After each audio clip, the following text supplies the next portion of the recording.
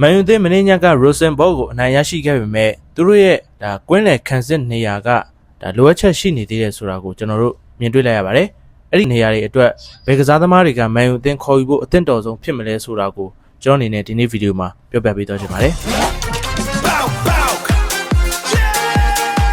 အားလုံးမင်္ဂလာပါဘောဘော channel ကနေကြိုဆိုလိုက်ပါတယ်ကျွန်တော်တို့ဆိုပြီးပါ United ရဲ့ကွင်းလယ်လူရှာဖွေရေးကတော့မပြီးသေးပါဘူး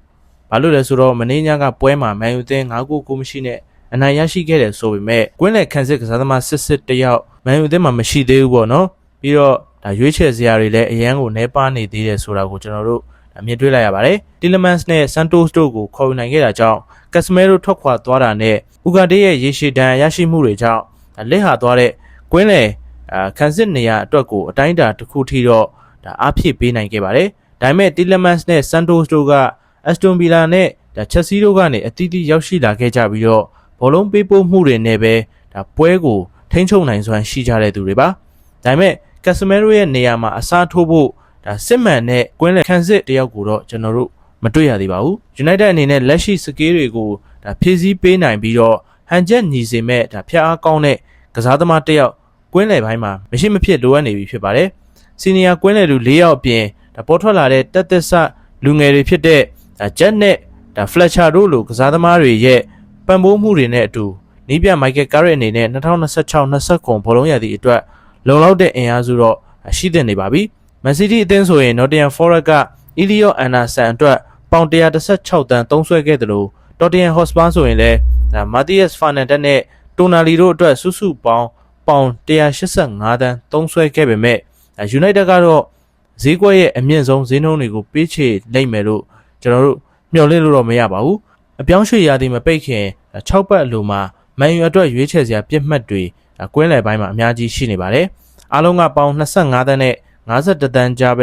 ဈေးနှုန်းအသီးသီးရှိကြတယ်လို့သတင်းတွေထွက်ပေါ်နေပါတယ်ဒီကစားသမားတွေကဘယ်သူတွေဖြစ်မလဲဆိုတာဗီဒီယိုကိုအဆုံးထိကြည့်ရှုပေးကြပါဦးကျွန်တော်ဗီဒီယိုတွေကို YouTube Facebook နဲ့ TikTok တွေမှာကြည့်ရှုနိုင်ပါတယ်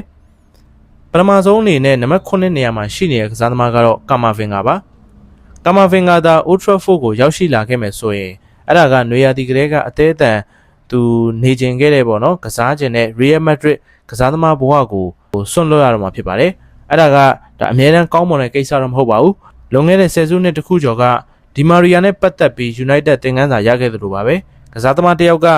တခြားနေရာမှာပဲရှိကျင်နေတယ်ဆိုရင်သူ့ကိုဒီအတိုင်းပဲလွတ်ပေးထားလိုက်တာကအကောင်းဆုံးပါပဲ The Guardian ရဲ့ဖော်ပြချက်အရကာမာဗင်ဂါကပေါင်51တန်းဝန်းကျင်ဈေးဖြတ်ခံရပြီးဈေးကြီးတဲ့ဘက်ကိုရောက်နေရကြောင်းသူ့ရဲ့အသက်အရွယ်နဲ့အရေးချင်းအရ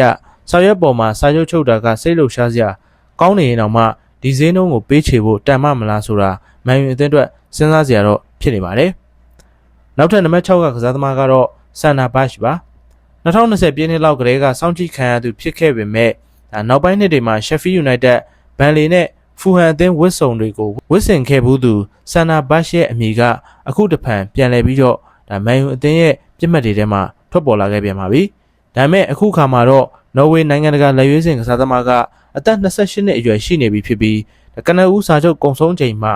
ပြန်လည်ရောင်းချနိုင်မဲ့တန်ဖိုးမရှိသလောက်ဖြစ်သွားမှာမို့ရေတိုရင်းနှီးမြှုပ်နှံမှုတစ်ခုပဲဖြစ်လာပါလိမ့်မယ်ဘတ်ချ်ကခြေစွမ်းမှန်တဲ့ကစားသမားတစ်ယောက်ဖြစ်ပြီးတောက်ပြောင်တဲ့အသင်းပေါ်တွေရဲ့အရေးအောက်မှာငြိမ်ငြိမ်သက်သက်ကစားရတဲ့ကိုလည်းကျဉ်းနေမဲ့သူပါသူ့ကိုစာချုပ်ချုပ်တာကဘာမှမကောင်းစရာမရှိပေမဲ့သတင်းထွက်နေတဲ့ပေါင်တန်း40ဆိုတဲ့တန်ကြေးထက်တခြားပုံမငယ်ရွယ်တဲ့အစားထိုးကစားသမားတွေကပို့ပြီးတော့တက်တာနိုင်ပါသေးတယ်နောက်ထပ်နံပါတ်5ကစားသမားကတော့တိုင်လာအဒမ်စ်ပါ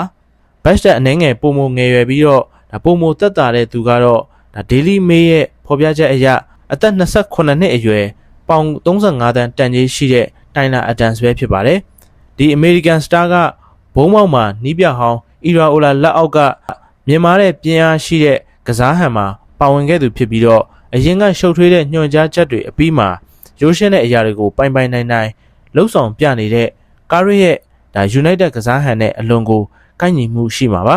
Old Trafford ကပြေးသက်တွေကလည်းမိနစ်တိုင်းမှာအစွမ်းကုန်အပြေးလွှားအားထုတ်ကစားပေးတဲ့သူတွေကိုသဘောကျကြပါတယ်အဒမ်စ်ကဆွဲဆောင်မှုအပြည့်ရှိတဲ့စူပါစတာကစားသမားမဟုတ်ပေမဲ့အမြဲတမ်းလဲမန်ယူအသင်းကလည်းစူပါစတာတွေပဲလိုအပ်နေတာတော့လည်းမဟုတ်ပြန်ပါဘူး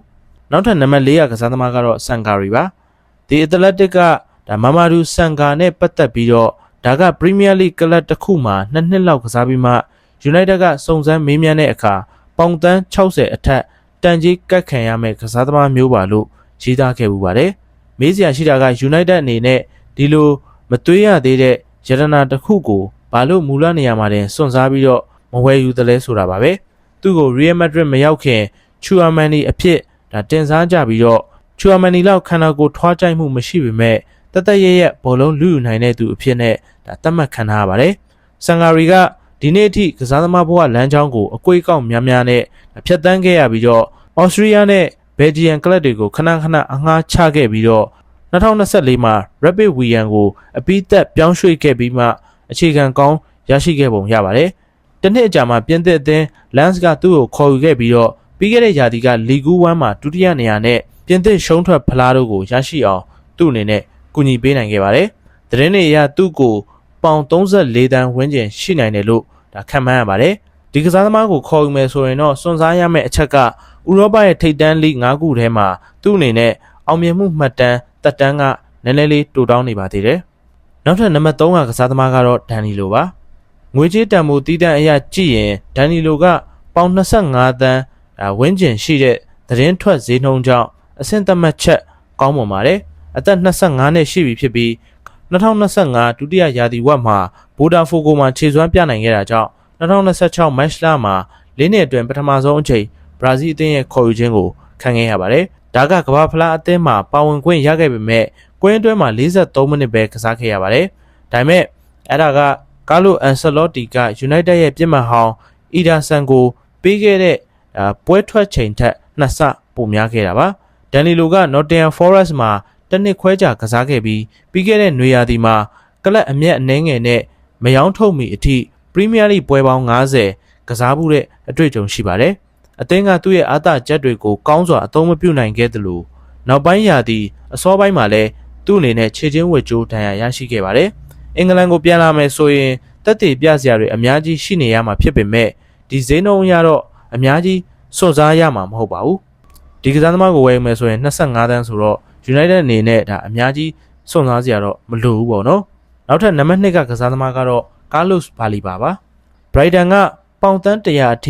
ိဈေးအမြင့်ကြီးတောင်းဆိုခဲ့တာကြောင့် United က2025မှာ Carlos Baleba ကိုစိတ်ဝင်စားမှုကနေနောက်ဆုတ်ခဲ့ပါတယ်။ဒီကစားသမားက Brighton မှာပဲဆက်ရှိနေပြီးတော့သူ့ရဲ့အပြောင်းရွှေ့သတင်းတွေကြောင့်စိတ်အနှောက်အယှက်ဖြစ်ခဲ့တယ်လို့မျိုးဖြစ်နေပြီးတော့ဒါ2025-26ဘောလုံးရာသီမှာစိတ်တိုင်းကျသူမဖြစ်ခဲ့ပါဘူး။ကင်မရွန်လက်ရွေးစင်ကစားသမားဖြစ်တာကြောင့်သူ့ရဲ့တန်ဖိုးကိုပြန်လည်မြင့်တင်ပေးမဲ့ကမ္ဘာဖလားပြိုင်ပွဲလည်းမရှိခဲ့ပဲအခုချိန်မှာတော့ United ကပြန်လည်ချင်းကပ်ခဲ့ရင်ပေါင်တန်း80အထိတန်ဖိုးရောကျသွားနိုင်ပါတယ်။ဘာလီဘာကဈေးကြီးနေစေဖြစ်ပေမဲ့ Premier League မှာတက်တည်ပြထားပြီးသားဖြစ်ပြီးအသက်22နှစ်အရွယ်သာရှိသေးလို့ဒါကစားသမားဘဝအစောပိုင်းပဲရှိပါသေးတယ်။ကောင်းမွန်တဲ့ပတ်ဝန်းကျင်မှာနီးပြကောင်းတဲ့လေ့ကျင့်ပေးမယ်ဆိုရင်တော်တော်လေးကိုမြင်မာတဲ့စွမ်းဆောင်ရည်မျိုးပြသနိုင်မဲ့အလားအလာရှိတဲ့ဒါကစားသမားတစ်ယောက်ဖြစ်ပါတယ်။သူ့ရဲ့အားကစားကြံ့ခိုင်မှုနဲ့အမောခံနိုင်စွမ်းတွေကြောင့်ဒါခေါ်ယူလိုတဲ့ကွင်းလယ်ဖြတ်အားနေရာနဲ့ဒါမန်ယူအသင်းအတွက်အကိုက်ညီဆုံးဖြစ်နေပါတယ်။ဘာလီဘာက United မှာဆယ်စုနှစ်တစ်ခုစာလောက်ရှိနေနိုင်ပြီးတော့အဲ့ဒီအချိန်ကျရင်ပေါင်တန်း80ဆိုတာအလွန်တန်တဲ့ပေးချေမှုတစ်ခုဖြစ်သွားနိုင်ပါတယ်။ဒါပေမဲ့အရာရာတိုင်းကမှန်ကန်ကြောင်းသက်သေပြနိုင်မှသာကျွန်တော်တို့အဲ့လိုပြောနိုင်မှာဖြစ်ပါတယ်။နံပါတ်1နေရာမှာရှိနေတဲ့မန်ယူအသင်းရဲ့ပြစ်မှတ်ကတော့မာနူးကိုနေပါအသက်အရွယ်အလားအလာသက်သေပြပြီးသားအရေးချင်းနဲ့ကုန်ကျစရိတ်တို့အကြားမှာအကောင်းဆုံးဟန်ချက်ညီမှုကိုပေးစွမ်းနိုင်မဲ့ကစားသမားကတော့ပြင်သစ်အသင်းနဲ့အတူကမ္ဘာဖလားပြိုင်ပွဲအပြီးမှာလူပိုတိများလာတဲ့မာနူးကိုနေဖြစ်ပါတယ်။ကိုနေကဒီပြိုင်ပွဲမတိုင်ခင်ကလည်းဒါလူမသိတဲ့ကစားသမားတစ်ယောက်တော့မဟုတ်ခဲ့ပါဘူး။ Bundesliga မှာ4နှစ်ကြာကစားခဲ့ပြီးတဲ့နောက်2024ကလေးကရိုမာအသင်းမှာကစားနေသူဖြစ်ပါတယ်။ဒါပေမဲ့ Tchouaméni မကစားနိုင်တဲ့ပွဲတိုင်းမှာပြင်သစ်အသင်းကသူ့ကိုပွဲထွက်စေခဲ့တာကသူ့ရဲ့ဂုဏ်သတင်းကိုအများကြီးဒါသက်သေပြနေပါတယ်။ဒီကစားသမားရဲ့ခြေစွမ်းကောင်းတွေကိုလည်းကျွန်တော်တို့ဒါကမ္ဘာဖလားမှာမြင်တွေ့ခဲ့ရပြီးဖြစ်ပါတယ်။တကယ်လို့ United အနေနဲ့အသက်25နှစ်အရွယ်ကစားသမားကိုဒါသတင်းထွက်နေတဲ့ပေါင်51တန်းနဲ့စာချုပ်ချုပ်နိုင်ခဲ့မယ်ဆိုရင်အနာဂတ်အတွက်တိုးတက်နိုင်စွမ်းရှိပြီးတော့နောက်ပိုင်းမှာပြန်လည်ရောင်းချနိုင်တဲ့တန်ဖိုးတွေရှိနေရကြောင်းအလွန်ကောင်းမွန်တဲ့ဒါရွေးချယ်မှုတစ်ခုဒါဈေးနှုန်းတစ်ခုမန်ယူအသင်းအတွက်ဖြစ်လာမှာပါ။ဒါတော့ကျွန်တော်အနေနဲ့မန်ယူအသင်းခေါ်ယူဖို့ပြစ်မှတ်ထားနေတယ်ဆိုပြီးတော့သတင်းတွေထွက်ပေါ်နေတဲ့ကွင်းလယ်လူ9ယောက်ကိုကျွန်တော်အနေနဲ့ဒီနေ့ဗီဒီယိုမှာပြောပြပေးခဲ့တာဖြစ်ပါတယ်။ bro အနေနဲ့ရောမန်ယူအသင်းရဲ့ကွင်းလယ်အဖြတ်နေရာမှာဘယ်ကစားသမားကအသင့်တော်ဆုံးဖြစ်မလဲဘယ်ကစားသမားကိုခေါ်ယူသင့်လဲဆိုတာcomment မှာဝင်အောင်ဆွေးနွေးသုံးသပ်ပေးခဲ့ကြပါဦးဗီဒီယိုကိုအဆုံးထိကြည့်ရှုပေးတဲ့အတွက်ကျေးဇူးများတင်ပါတယ်နောက်ထပ်ဗီဒီယိုမှာလည်းထပ်မံဆုံနေနိုင်ဖို့ like follow subscribe လုပ်ပေးကြပါဦးခင်ဗျာ